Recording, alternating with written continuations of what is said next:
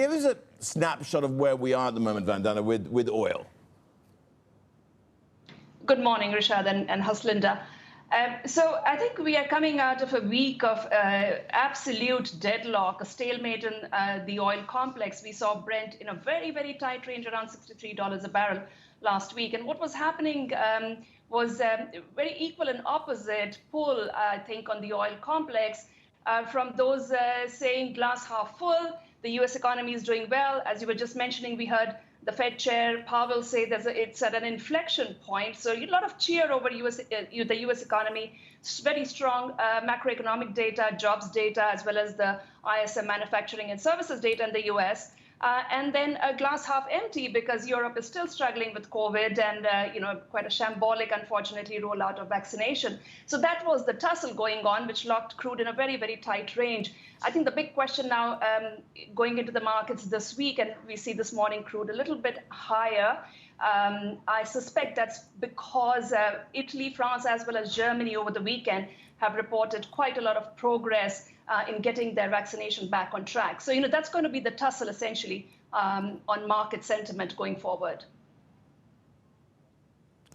All right. Well, Vandana, I mean, we also had this cyber attack on this nuclear facility in Iran where Israel is apparently suspected by Tehran of being behind it. It's not really moved things, but it is strange how some of these geopolitical issues in that part of the world are no longer affecting the oil price quite as much as they used to. Why is that?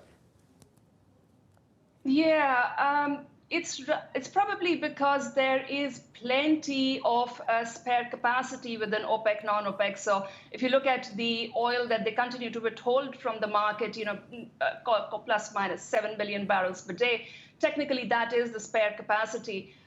We saw a couple of weeks ago the Suez Canal crisis as well.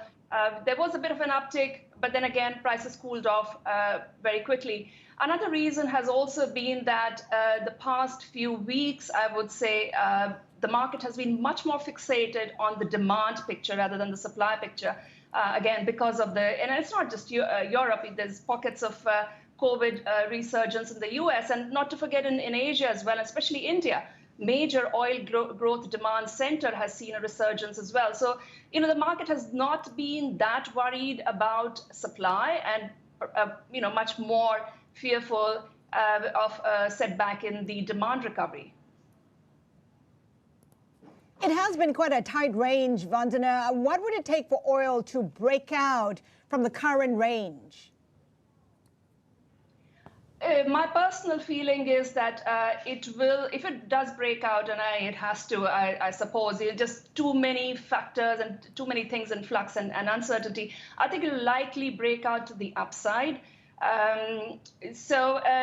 Look, what OPEC decided several days ago to put more oil into the market, it's a ratcheted easing of cuts.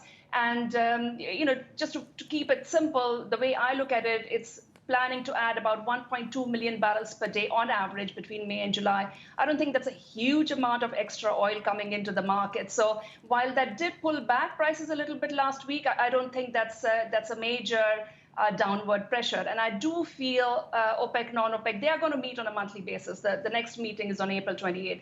I do feel that Saudi Arabia, especially with its 1 million barrel per day voluntary unilateral cut, will keep that leverage. It will not put, it may review its decision to put the oil back into the market gradually over May to July. Call me an optimist. I think it's probably, I do feel that Europe has, and we see signs of it already, Europe has to get its act together in terms of vaccination. Go on. But then I'm just going to interrupt before I hand it back to Haslinda, just to say that we've got this breaking news at the moment. It's Ecuador's pro-market candidate, Guillermo Lasso. He's won the presidential runoff there. He's seen as being a conservative. He was a candidate of the conservative side of things, and also one who is seen as a pro-market or free market candidate there as well. So that's what we have at the moment. Guillermo Lasso.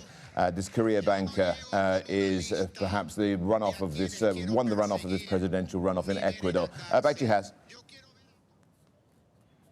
Vandana, taking a look at the U.S. Iran talks, I mean, they're making progress, but a deal far from in sight. I mean, When it finally comes to a deal, I mean, we could potentially see an additional of 2 million barrels a day from Iran. What could that mean for supplies? What could that mean for prices in the longer term? That has been quite a talking point for the market since the indirect talks were resumed last week. There is a school of thought that, given Iran's presidential elections on June 18th and the possibility of a hardliner succeeding Rouhani, that the U.S. might hurry, to kind of grab this opportunity. It's a short window that they have of about 2 months. I don't quite subscribe to that theory. The whole getting back the nuclear deal back on track, and especially given that the U.S. has imposed a lot of other sanctions, especially under the Trump administration, in addition to the sanctions that were allowed under the nuclear deal. I think there's immense complexity. It's a very, very multi-dimensional, multi-layered problem. Even last week, though both sides said there was some progress and they're continuing the talks this week, to my mind, I think it will be interesting to see if the starting point itself, to my mind, was a bit of a deadlock, because Iran is saying that they want, categorically, that they want the U.S. to remove all the sanctions in one go, whereas obviously the U.S. wants to do it in a staged manner so that both sides can make sure that each is living up to its commitments. So, go on. Vandana, we haven't got much time. I just want to very quickly get to where shale is in all this, because it kind of was acting as a swing-producing element of the market. Yeah, so nearly a 1 million barrel per day drop in U.S. production last year. According to the EIA, perhaps another 200,000 or 300,000 barrel per day drop. I would say, I think the shale boom is over. The decade of boom is over. But I think it's too soon to write off shale. I do feel we will see signs of shale starting to come back to life in the second half of this year. And perhaps we see a real growth come back into the U.S. production next year. Of course, that's contingent on prices remaining at current levels or perhaps a little bit higher. It will need sustainably higher prices for U.S. production to come back. There's no doubt about that.